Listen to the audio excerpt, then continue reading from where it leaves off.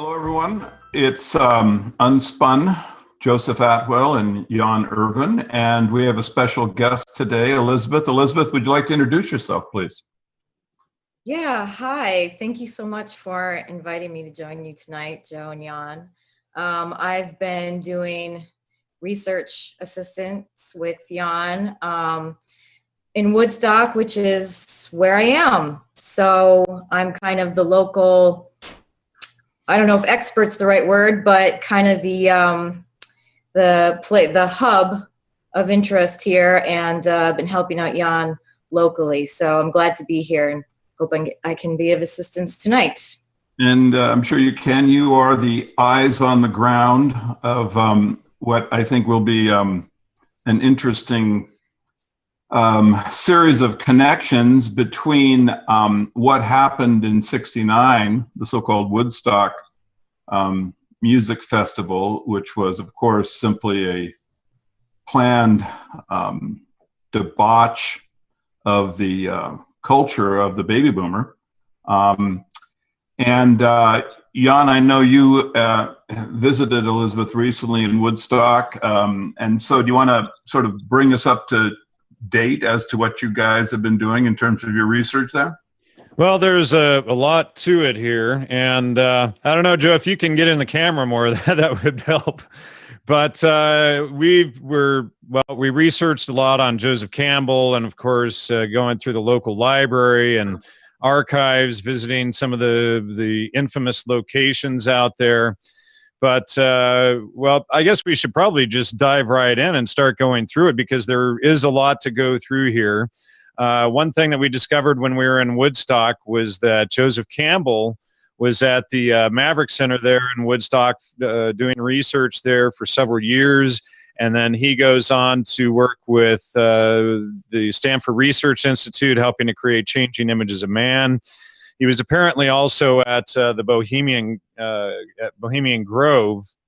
But what I want to do is start sharing some of the slides that we have to go through here, because, for instance, this slide here, it says it failed to start. Let me just see if I can get that to go again.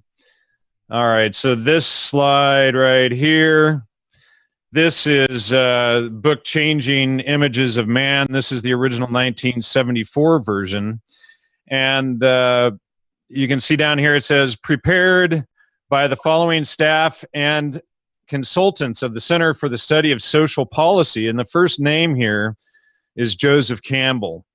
And this book, essentially what became a lot of the outline, or the sort of guidebook for creating a lot of the New Age cults and the global one world religion, essentially. How was it related to cybernetics, Jan? Well, that's a good question. It all goes into, I'm going to have to plug that in because you're taking me off topic there. I'm sorry.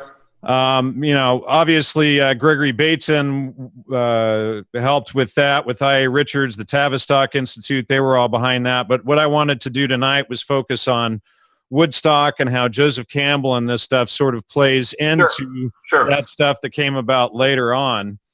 But, we can look in the brain here and we can see cybernetics, the Tavistock Institute right here, Norbert Wiener, which is a whole different subject, which I was hoping we could cover with you on all of that next week. Okay. But so, this is this pocket guide to Woodstock that's really popular around the area, for tourists and things like that. And boy, I had this outline and I did it twice. I don't know what the heck happened to the outline pages, but we can see Joseph Campbell right here. Another interesting one that was down there was Robert De Niro. But so it says in the early 1930s, Campbell spent several years at the Maverick, consumed by reading while developing his ideas about myth. He collaborated on The Skeleton Key to Finnegan's Wake with Henry Morton Robinson, a longtime Maverick resident, who later wrote the best-selling novel of 1950, The Cardinal, and et cetera. So that's sort of the tie-in to the beginnings of excuse me, of Joseph Campbell's connection into Woodstock and the Maverick and all of that. Yeah, and Woodstock in general is a town that really promotes, perhaps not overtly, but it's pretty obvious that it promotes sort of a we are all one sort of religious myth. Just about every religion is represented here, and some, I mean, with a lot of emphasis. There's two very large Buddhist centers here. One is the Tibetan Buddhist monastery, and the other is a Buddhist study center, I guess you could say, where events are hosted, which is headed by Robert Thurman, Uma Thurman's father. They also live in town here. And that's directly in the lineage of the Dalai Lama. The Buddhist monastery and temple here is in the lineage of the Karmapa. And both have visited here. And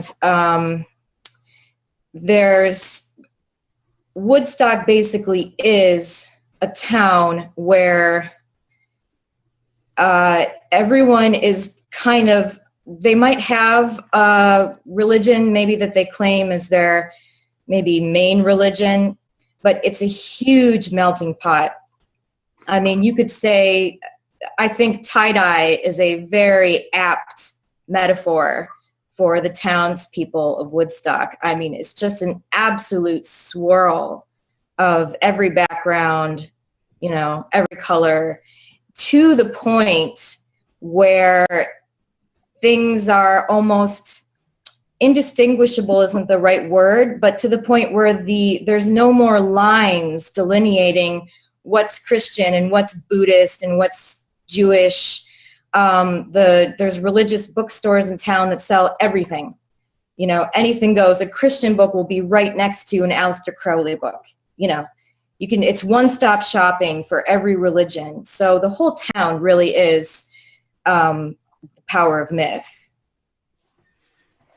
All right, and what I want to do is, so I want to take this from Campbell into some of the other stuff that was going on around Woodstock and the surrounding area, and I've got a map to show, and so let's see. Yeah. So Joseph Campbell he's basically responsible for creating the modern mythos, and it involved the Dionysian mysteries, theosophy, and he was possibly a Thelemite also, which is a Crowleyan. And he creates this religion. He creates this research, which is actually largely attacked by experts of religion and dismissed, just like Sir James George Fraser's work. But he creates this large amalgamation of all these religions, and then he's got this book, A Hero with 1,000 Faces, and everything is, all religions are about this hero story and all of this stuff. And then that goes into the power of myth with works like with George Lucas creating the Star Wars series, and then he also wrote things like From Ritual to Rapture, which is a very telling title in and of itself. And then so Campbell goes on from the Maverick, and he's working with the CIA and SRI, et cetera. Now, what's interesting is Crowley was at an island not far from Woodstock, and I'm going to pull a map up here and show everybody if I can find it here. And this is very telling because, let's see, this map shows here's Woodstock up here, and here's this Esopus Island where Crowley stayed. Now, Woodstock hosts both Maverick and the Birdcliff Colony, and then their motto is "Do what you want to." Crowley is just not far away on the Esopus Island, where he paints all over the rocks, "Do what thou wilt." And then, and just to go through these, in fact, there's a number of good ones here. Millbrook Mansion is right here, not far from Esopus, etc. And, in fact, I have a photograph or two of Millbrook if I included it in here. So here's Hitchcock Lane, and it says private road there, Hitchcock Farms. Oops, and okay, here's the back mansion. This is the new mansion that they built. This thing is a castle, really. It's about 50,000 square feet or more. But here's the original Millbrook mansion that we're all famous with off in the background. I wish I had gotten a better shot of it there. Unfortunately, my camera focused on the road and not the house, so I didn't get it, but that is the familiar Millbrook mansion. That was as close as I could get, and I didn't take my better telephoto lens with me, unfortunately. And just to inform people, I mean, that mansion is where Tim Leary and Billy Hitchcock. Right. Ralph Metzner, Artie Lang from the Tavistock Institute. And then, of course, Hitchcock was a financier on the West Coast of the Grateful Dead. So you have this direct connection into Woodstock on the East Coast, and of course, Hitchcock was actually one of the funding sources for the Grateful Dead on the West Coast. Absolutely, and then the Grateful Dead, I believe, did show up at Millbrook at one point. At least I know the Merry Pranksters did. But we can see, okay, so we've gone through 1, 2, and 3, Woodstock, Esopus Island, Millbrook. Now everybody can see that this essentially forms a triangle here. And let me see if I can make this thing go full screen. Here we go. All right, so there's full screen. And then what we have, number 4, over here on the left side, this is where the actual 69 Woodstock Festival was held. And this is 69 miles from Woodstock here. So that's a pretty good distance. And then number 5 is, West Point Military Academy, where Leary went to school, ironically. And then number 6 is a town called Rhinebeck, not far from Woodstock. It's about 15, 20 minutes from Woodstock.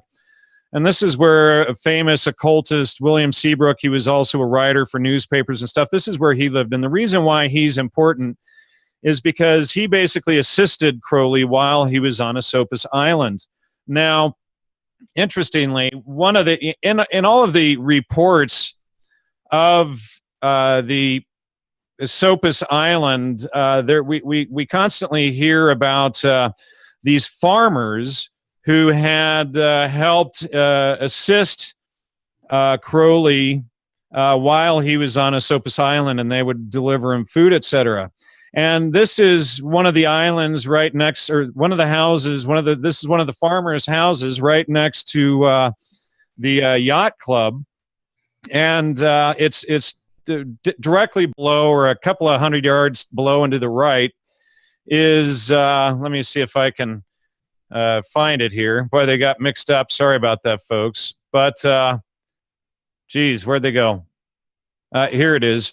So right behind the house there is this island. This is the Esopus Island. This is it here in the background. Boy, I got to stop. I got to get this thing out of Zoom. I keep hitting the wrong button. But so this is looking from that small farmer's house's property down onto Esopus Island. That's the photo I was looking for there. And here we have a little detail about who this farmer was, and it was none other than Vanderbilt. And so obviously he was just a small-time farmer, had a horse and a cow and a very modest home, and nothing to do with global finance or intelligence or anything like that. So just being friendly to a stranger who just paddled into town. Yeah, absolutely. So so this is part of the joke of what the official stories I'll tell us. And when you go there and you actually see this stuff, and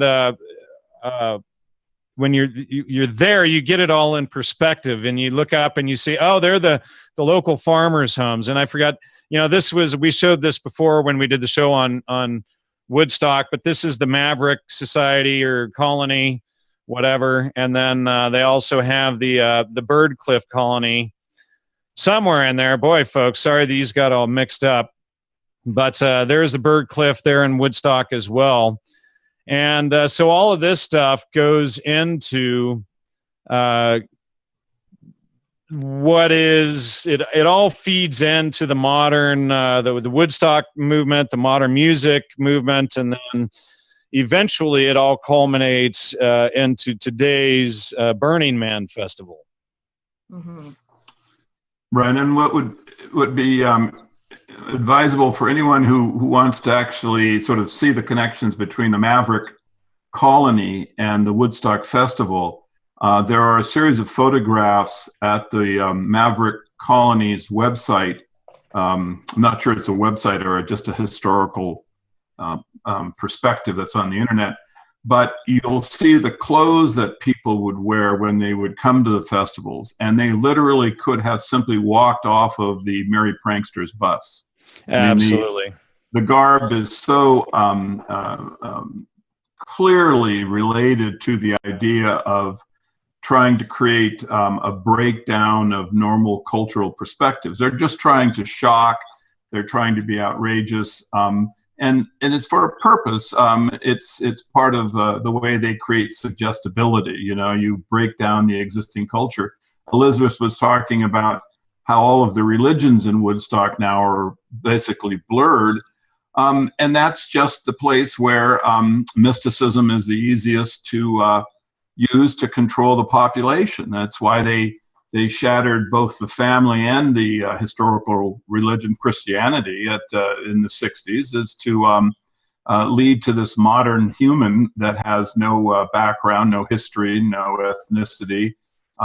He is one, but he's also zero because he has absolutely no perspective, and he's completely able to be manipulated. And you know, what's very interesting is that at the exact time this was going on, the Mavericks, the Maverick has at its, you know, it has Aleister Crowley's logo, basically, you know, motto as its creed. This was its announced creed of "Do what thou wilt," which is obviously coming from Aleister, who is, of course, just down the road. On the rocks on Esopus Island. He painted that on the rocks for all the farmers to see. Right. Yeah, the farmers living in the tiny mansion, you know, on the Hudson River. Now, I was just going to say, and then Vanderbilt, you know, you have Gloria Vanderbilt, who is, I think, the daughter of the farmer.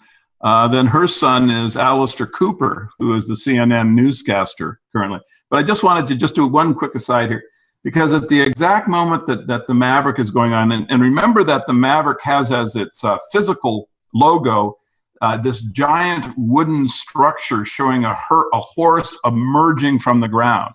You actually have a tree that was carved into the structure of a horse that is coming right up out of the dirt. And this is, you know, relating back to the book of Revelation. They're trying to produce basically the conditions of the apocalypse, in my opinion.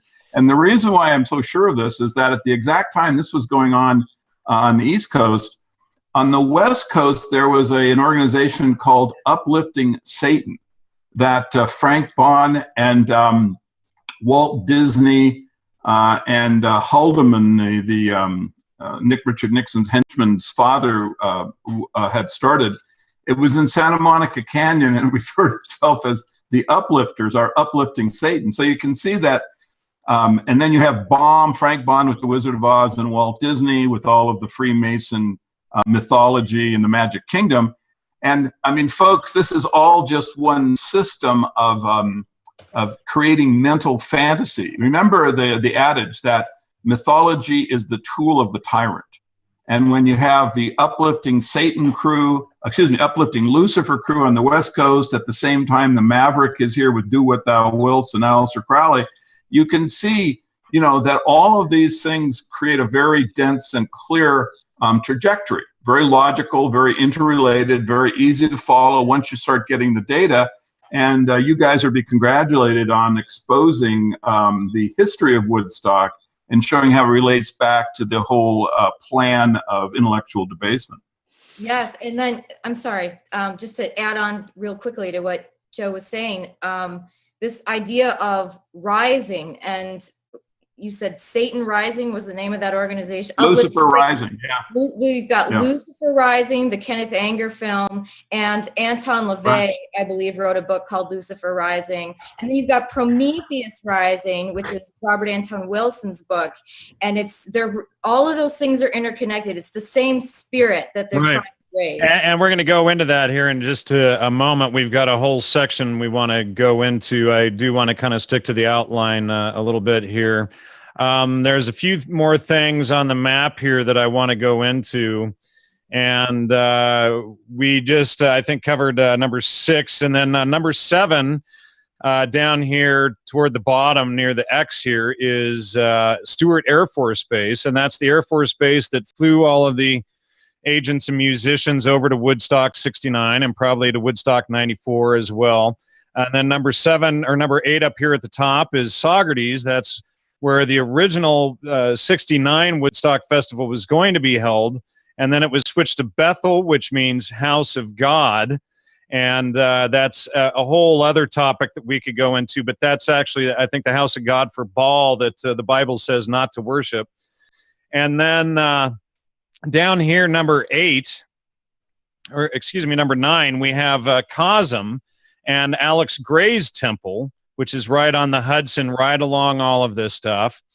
And then number 10 is where R. Gordon Wasson lived, the so-called discoverer of magic mushrooms. And as we can see, it forms almost a perfect triangle here when we map out the outline with it going right over the top of the Woodstock town here and right next to the Millbrook Mansion here. And then, interestingly, down here, number 11 is Newtown, where Sandy Hook happened. Now, interestingly, we have Bethel here in New York, and then right next to Danbury, Connecticut, is Bethel, Connecticut. And then we have Goshen up here, and then another Goshen in New York. So there's Goshen. I just marked that off as an X, which goes almost right over the top of Stewart Air Force Base there. And just a very, another interesting connection that we have all these local, right on this axis here, these 2 towns, Bethel, etc. But so, and Elizabeth, you can probably talk more about this, but Crowley actually, maybe you can, Crowley wrote. Let me just interject, Jan. I just want to interject one thing. It's interesting because if they are deliberately creating a map, they are in a pyramid. What they've done is they're using the original town of Woodstock as the capstone and the 2 Bethels as the corners, and they're relating the idea that the pyramid is the house of God. This is a Freemason concept. Absolutely.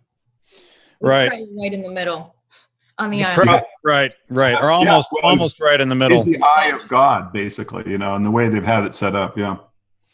And so, Elizabeth, maybe you can cover this in more detail than I, but Crowley also wrote a hymn to Pan as well as a hymn to Lucifer, and that goes into all this stuff. Jack Parsons was, posted this on all of his rockets and everything. Are you able to cover that?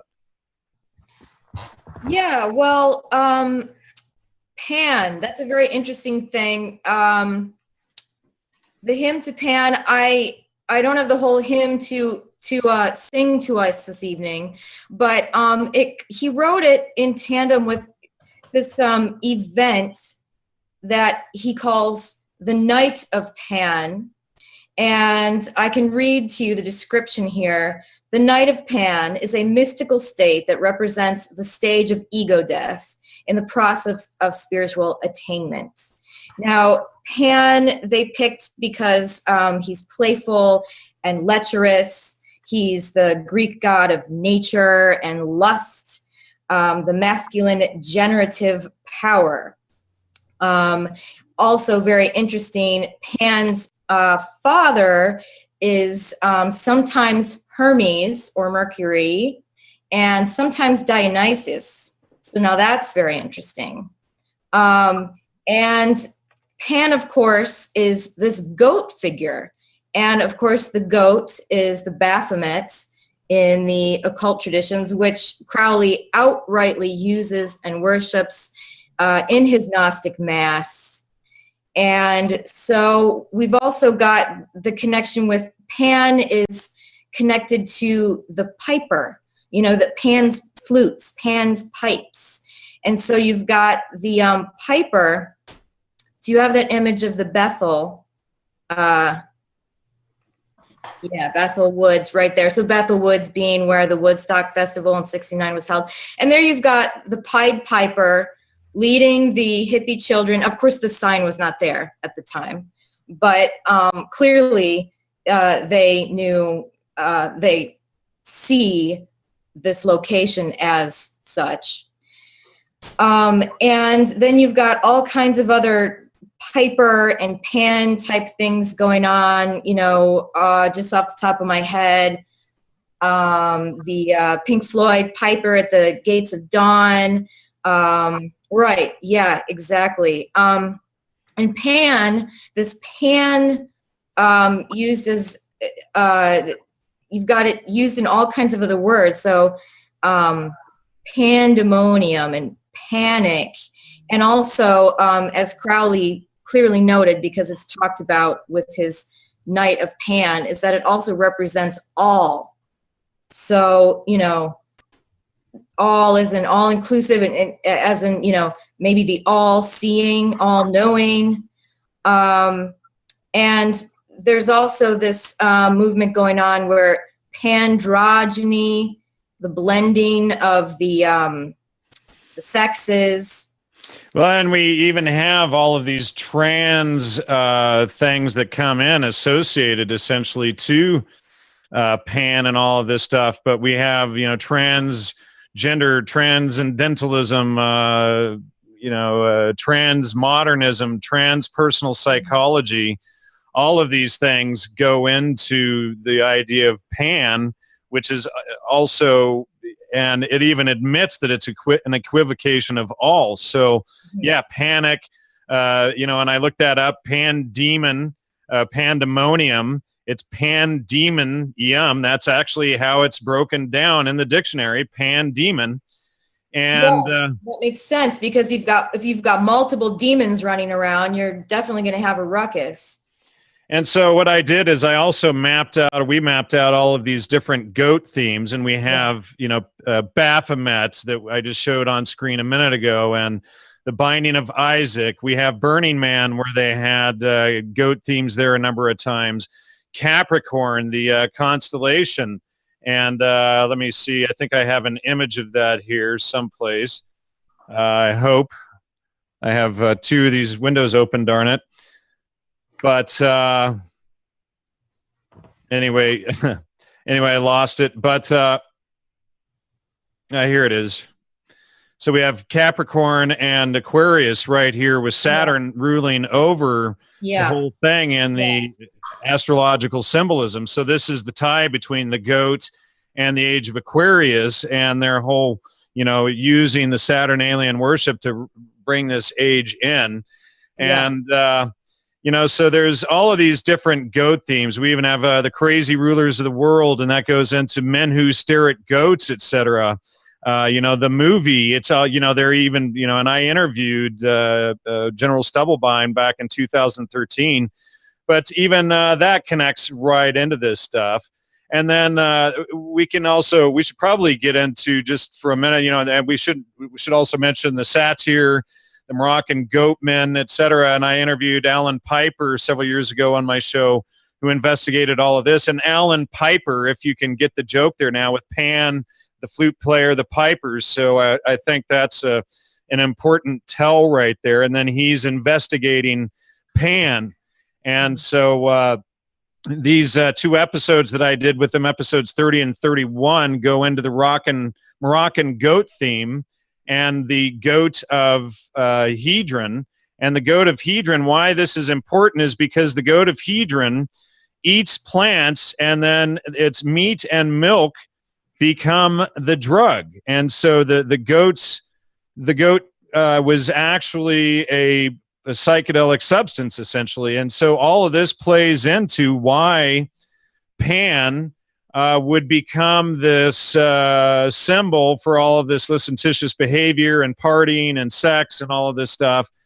And, you know, so Pan is also associated to things like, and you could probably cover this better than I, to Satan, Lucifer, etc.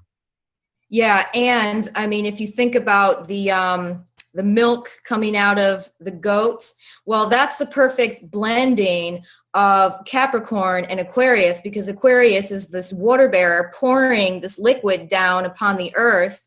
I mean, it's almost like, you know, pouring the acid right down onto the hippie party or something. And in fact, you know, I'm not skilled on how to share my screen here, but I do have an image of the actual picture from the original Woodstock. Well, sure. Just if you mouse over the bottom, you'll see a share screen button there. Okay. All right. So I can I'll turn off my share screen. That would probably help. All right. Let me pull this up because it's really really telling. Okay. Give me 1 second here. Sorry. Okay. Sharing screen. So this image is from the, can you see that? Is it working? You haven't shared it yet. You need to click share screen after you select it. Oh, okay. Now can you see it? Yes. Okay, great. You're sharing your whole desktop there, just FYI. All right. Why don't you expand that to full screen? Thank you. Thank you. So here we go. This is from you can see right there, Woodstock music. This is the program that they passed out to people at the festival. And this is a really interesting drawing because I've never seen Aquarius, the symbol, represented with this old man. The old man is almost like Father Time or God. It kind of looks like the Blakean depiction of. It is. Let me just chime in. They've just taken Blake's image of the architect of the universe. This is a Freemason imagery.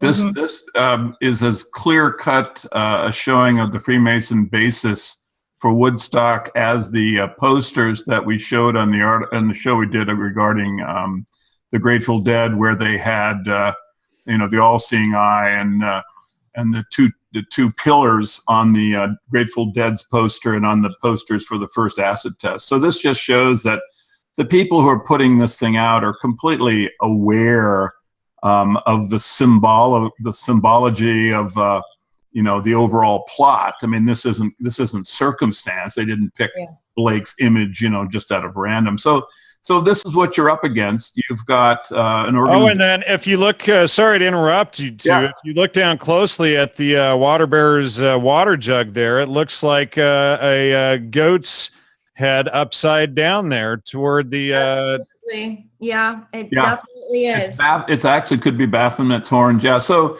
I mean, the symbols are just everywhere. You just have to open your eyes and look at them and understand them. But so what this shows is that when you can demonstrate that the counterculture is being produced by a collection of secret societies on the West Coast, and then you go forward to Woodstock, you can see that it's directly related. It has the same very specific symbolism sets. And it's related to the same mythologist, the same expressions. And so, you're dealing with a very evil and very widespread organization that basically is working to debase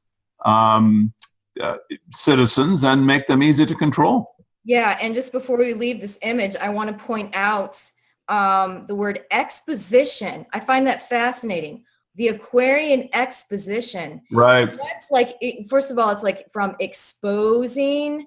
It's also an exposition is when you like put things on display. If you're at a fair or something where you've got people, showing off their wares and their goods. So it's like showing something off. Showing off the Aquarian age, like at large or something, with all the kids at the festival. Let me interject. What they're doing is they're just saying this is the new age or new world order, because you see this at this point, the idea that this is the dawning of the age of Aquarius was one of the the symbolic phrases that they were using to basically get people to think that, you know, the old world of European Christianity, ethnic pride, and families, that was gone away. And here comes the Aquarian world, which is now on this exposition of, you know, hippies fornicating in the mud, out of their mind on LSD, listening to really terrible, debased rhythm and blues. And what else is the apocalypse? The apocalypse, which we're just saying they're trying to bring on in the book of Revelation. The apocalypse is the great exposing. It is the great revealing. Yeah. Yeah. All right. So let's close that. And then let's go on here, because there's a lot more to discuss on Pan and Pandora and Pandora's box. Do you want to start with some of that, Elizabeth?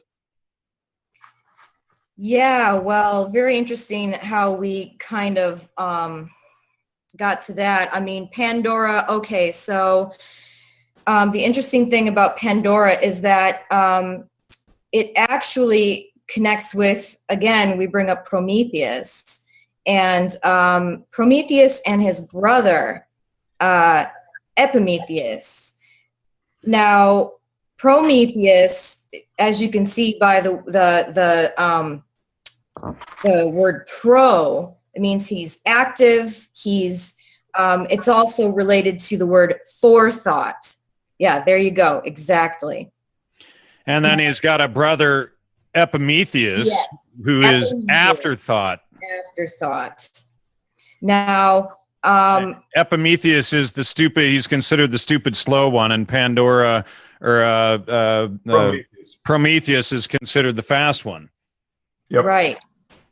And Epimetheus is actually directly connected to the opening of Pandora's box. So you've got afterthought, in other words, the slow, not forthright thinking guy, opening this box and being like, oops.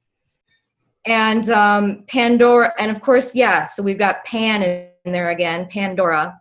And again, what does Pandora do? She opens this box, and that, again, it's the great revealing. And the things that come out of the box are all the spirits, the bad spirits that are released onto perhaps the whole cosmos, but I mean, particularly mankind on Earth. And, you know, they run amok. You can't close the box once you've opened it.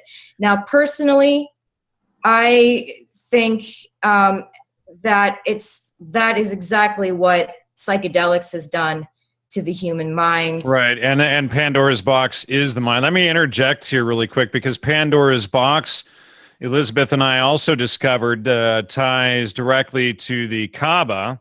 Yes. And there's the black box right there, Pandora's box right there, and and interestingly, that ties to where is it here? Black Rock, and Black Rock people know Black Rock is where Burning Man is held, and so this is. Let me see if I can find an image. There's Black Rock. There it is. Yeah. And as we can see, Black Rock is laid out just like the Kaaba. Yep.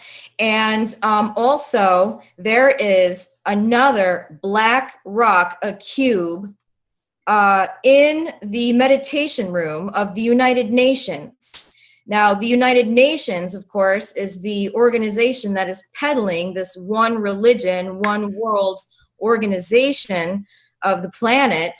So Pandora and her box, and opening this box or releasing the apocalypse, is definitely like the key play here. And as you can see, it's going on in a panoramic. It's going on from, pan religion, all the different religions and traditions. This is happening. It's this opening in this box. And like you said, Jan, the mind, and absolutely psychedelics are playing into that. Now, what I want to add is also another name for the Kaaba at Mecca is the house of God. Now, Bethel, which we already covered, which was where the Woodstock Festival was held, was at Bethel, New York, which means the house of God. So again, we have another direct connection here between all of these. Now, what I want to do is get back into, let's see if I can find it, get back into some of the goat themes here, because in the goat themes, we have the idea of the scapegoat, and the scapegoat, now I've forgotten half of what we discovered it, but one of the goats lives and the other one is sent out into the desert to die. Now, Blackrock is out into the desert, and another name for a goat is a kid, like a child. And well, you know, out at Burning Man is the, well, let me see here if I have it under here. Oh, kids. Okay, so children as kids or baby goats. And another word, when you look it up, and I believe I got it from Oxford or Webster's, is, as we can see down here, it's Webster's 1824, a young goat, a faggot, a bundle of heath and furs. In other words, I'm guessing that's for fire, like kindling, twigs and kindling, but anyway, if it's related to fire, that goes into Burning Man and all the children at Burning Man getting burned. And then we have this terrible quote that, hold on, let me pull that up here, that was written by, it was written by Allen Ginsberg, and I believe it's in my, in Theogen's What's in a Name article, and he says, hold on a second. And he says, and this is J. Stevens quoting Ginsberg or telling about Ginsberg. He says, from there, Jack Kerouac's, Gary Snyder's, and Allen Ginsberg's days with Burroughs, they knew that one of the quickest ways to disrupt the rational mind was with drugs. But not all drugs. Marijuana worked fairly well, but an even better disruptor was peyote and its synthetic cousin, mescaline. LSD didn't enter the beat scene until the end of the 50s, but when it did, it quickly became the tool of choice for achieving, quote, that ancient heavenly connection, end quote. Ginsberg took some peyote in the fall of 1955. Looking out his window, Ginsberg had a vision of Moloch, the biblical idol whose worship was distinguished by the burning of children. Moloch was America, Ginsberg flashed, and he began writing a poem about this intuition. Yeah, you can, you know, that's of course very, very parallel to the obviously fictional LSD story that Ken Kesey tells about his experience in the hospital, which was we exposed in one of the earlier episodes, where Kesey claims to have seen an all-seeing eye, Egyptian symbolism, and then saw a strobe lights while hearing rock and roll music. This supposedly at a MK Ultra CIA hospital where he was being experimented upon. I mean, it's the most absurd, you know, attempt to fool people imaginable.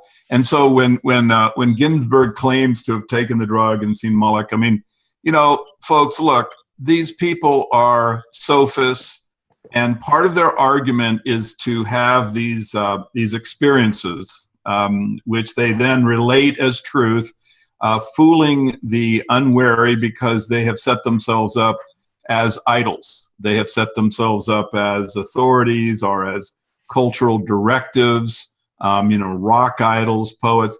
But look, they're all just a big lump of weaponized anthropology, and people who have their wits about them will just shrug these sophists off because their act is weak.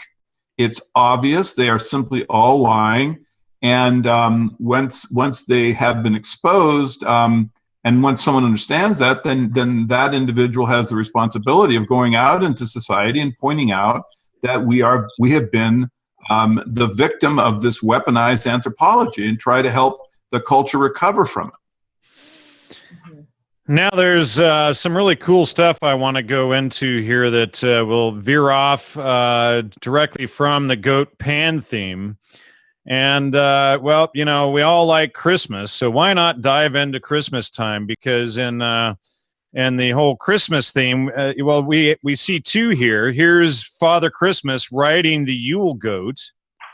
And then, then from the Yule goat, we see Krampus. Now, apparently, I don't have a Krampus image in here. I thought I did. Pull it up. So here's Krampus. All this, the evil goat theme. And so Krampus means cramp and claw.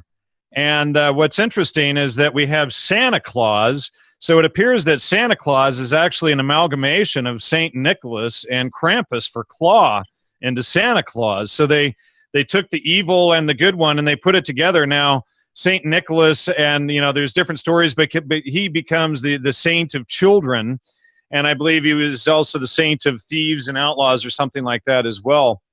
But so again, we have this children theme overlapping with Santa Claus, and then of course my first book, Astrotheology and Shamanism, exposed the ties to Santa Claus and Krampus, to the Amanita muscaria mushroom and the whole drug theme. And people can find on the Gnostic Media website under videos a presentation that I did like back in 2007 on the history and origins of Christmas, but I didn't yet see the deeper implications of what I was looking at in that theme there. So, and then we also have Neck Ruprecht that comes into the whole Christmas theme, and so, and then that becomes also one of the amalgamations is Black Pete and what's the other name for him? I'm forgetting right.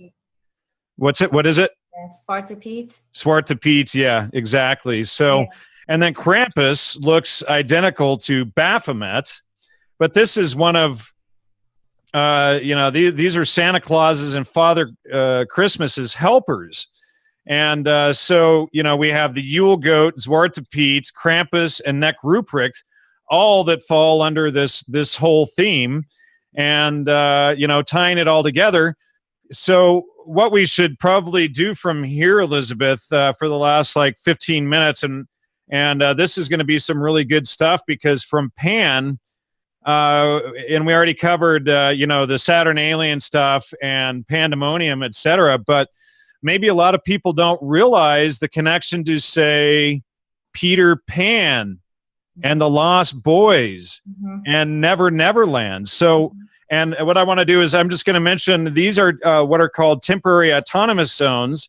Jan, can I say one more thing before we leave this topic? Just originally, I can't think of what iteration the name was when it was associated with this, but originally the Santa Claus character was the spirit of merriment. In other words, drunken Christmas parties, right? Well, and that would go along with the mushrooms, right? So yeah, Merry it had Christmas. Nothing to do with children. It was the jolly guy who came out with the jugs of wine for the adults. And previously the mushrooms, which he was dressed like. Yes, and interestingly enough, and this ties back into this whole triangle that we're seeing here in this area. There is a town. Right outside of Woodstock that hosts every year the parade of Sinterklaas, and they have a huge parade that comes down the street. Everyone's in costume, and what is the highlight for everybody is the parade of Krampuses, and they all come down the street. I mean, you've got tons of beasts marching down the street for Christmas, and everyone's cheering. This happens right outside of Woodstock, and the people that put this on, that kind of host the parade every year, they live right in Rhinebeck, again, that town that we were talking about with Seabrook. So just another local connection there of some of the high strangeness that goes on in the Bermuda Triangle of upstate New York. Now, what I want to do is get into this idea of the temporary autonomous zone, and I'm going to share the screen again here because there's a lot to cover here, because what we have is like Never Neverland, or Neverland, whatever it's called. This ties into Peter Pan, the whole Pan theme. Now, the the guy, author Peter Lamborn Wilson, who goes by Hakeem Bey. He's a big Satanist. He's in Woodstock. He lives in Woodstock, and he's author of Plowing the Clouds, about drugs, etc., and hangs out with Genesis P. Overidge and John Perry Barlow, who we know is CIA, and we've exposed him a number of times. He's also a big promoter of pedophilia and works with NAMBLA, etc. But he created this idea of the temporary autonomous zone. Possibly, in my opinion, it would seem apparent that that's probably because he wants an autonomous zone for doing potential things to children that we'll leave unnamed here. But this temporary autonomous zone is what we saw at the Maverick Festival. That was a temporary autonomous zone. And then that flows into the Merry Pranksters. Okay. And then, so we have the Lost Boys, the Maverick Festival, the Merry Pranksters, all of this stuff, the Inner Zone, the communes of the 60s. These were another form of these temporary autonomous zones. And, and as well as the Magic Circle. And then the latest and greatest temporary autonomous zone today is named by the Cacophony Society. And that's a whole other issue. But the Cacophony Society is the modern version of the Merry Pranksters. And Larry Harvey that founded Burning Man is a member of the Cacophony Society. That's all Discordianism and out of the Suicide Society. A whole bunch of Discordian Satanism, disruptive stuff going on there as well. Discordianism was kind of coined and promoted by Robert Anton Wilson. Again, the whole Prometheus / Lucifer Rising scene. Right. Absolutely. So, this whole idea of the temporary autonomous zone is then manifested into their greatest thing of all, where we have the black rock and the Saturnalian worship and the goat theme and the Pan worship and the autonomous zone. All of this stuff culminates together in, and I shouldn't have turned off the screen share. Well, Jan, let me just explain for a minute what exactly is meant by temporary autonomous zone. Basically, it can be delineated by a special time set aside or a special place set aside, and obviously the two intersect. So it's a ritual. That's exactly what a temporary autonomous zone is. It's a ritual. It's a space set aside. It could be a day set aside. So like a holiday, like Halloween, something like that, where anything goes, where you can set aside your usual self and you can participate in something. So, and it's the whole witches circle, the magic circle. Thank you for mentioning that. Yeah, in which things are conjured, like literally conjured within the circle. And the triangle, again, that's like the passageway through which the demons enter and exit in Crowleyan magic, is through the triangle. Nothing to see here on the map, folks. Nothing to see here on the maps. And then... right, I just wanted to... Let me just interject that, civilization is created by delayed gratification and discipline. And these are the targets of the group that is trying to create do what thou wilt. In other words, no delayed gratification, and temporary autonomous zones where you're permitted to essentially have your inhibitions run free. Absolutely. And so there's a lot of different mysticism that they use to fool the people into accepting these zones as a kind of spiritual, device. But just remember the principle that mysticism is the tool of tyranny, and it all becomes very clear. I mean, this is all just, weaponized anthropology to try to make people suggestible through drugs and music, and then bring them into temporary autonomous zones where they will just do what thou... and become lost boys, just like lost boys, right? The lost children. And then I just wanted to bring it all back to Disneyland, where you have the Freemason Walt Disney with his 33 Club right on Main Street, in your face, so to speak, with the park that he created being an homage to this kind of do what thou wilt fantasy, all Freemason, Mark Twain. With the underlying drug themes Right, throughout exactly. The, Lewis Carroll, and of course, Peter Pan and the Wizard of Oz being, characters that you would see when you wandered around the place. So, the culture is not, a cesspool. It is not, a wasteland. It's a weapon. It's designed to damage you. And when people expose, as you guys are doing, this trajectory inside the triangle of the two Bethels in Woodstock, I mean, hopefully this will just, make people more alert, more aware, and more able to resist, the weapons that are being hurled against them. Yeah.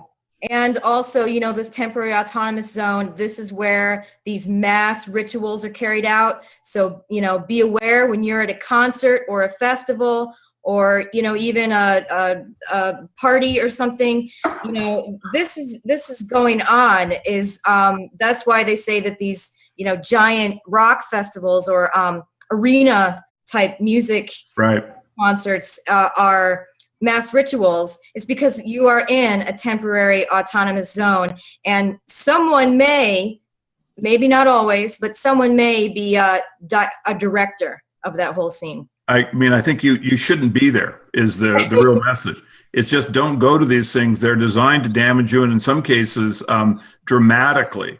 Absolutely. So just stay the heck away from them, and do not let people give you any psychedelic drugs and telling you that you're going to accelerate your spiritual growth.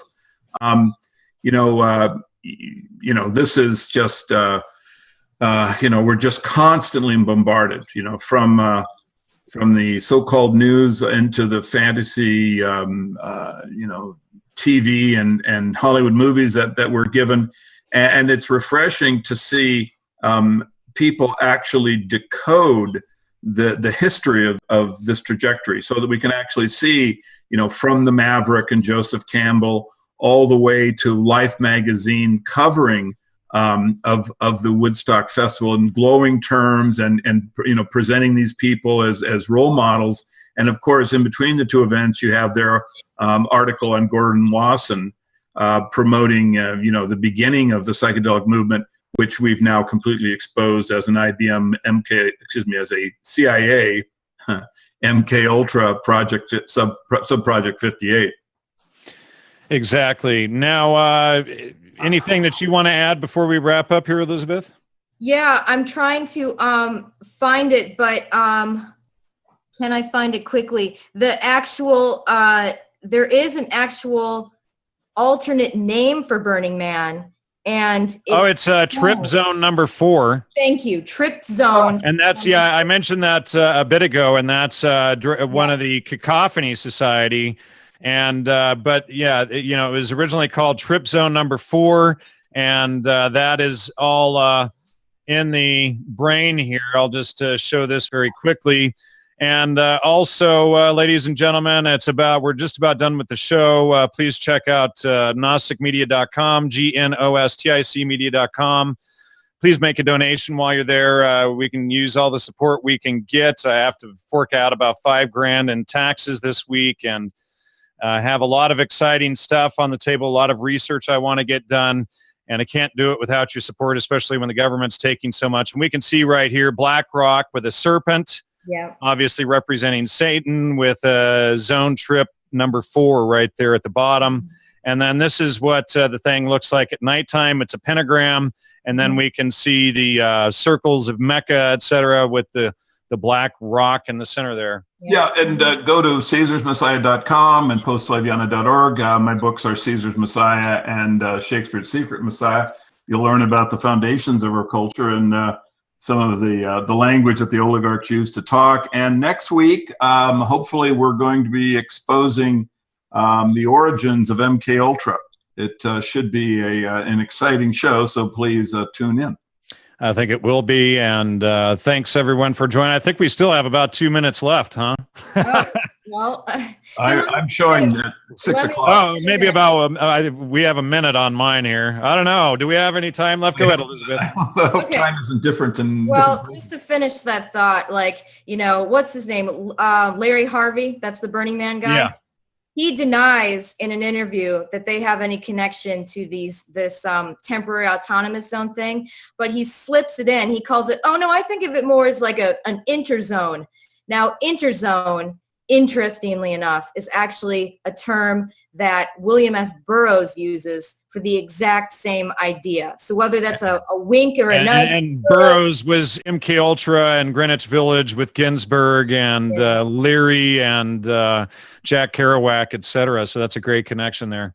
Yeah, thank you, Elizabeth, for coming. It's been very interesting. Oh, I was so glad to join you. Thank you so much. All right, everyone. Good night, Thanks everyone. for joining us. Take care. Have a good night. Bye-bye. Bye-bye. Thank you for tuning into CCN. This unique network is dedicated to free and independent media. CCN was created with the belief that information is the common heritage of all beings, which is why our live stream high-definition broadcast is easily accessible and free to view.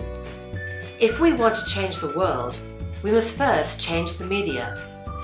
Having produced over 1,000 shows in 2015, which are all archived on YouTube, we look forward to bringing you more groundbreaking, cutting-edge information in 2016.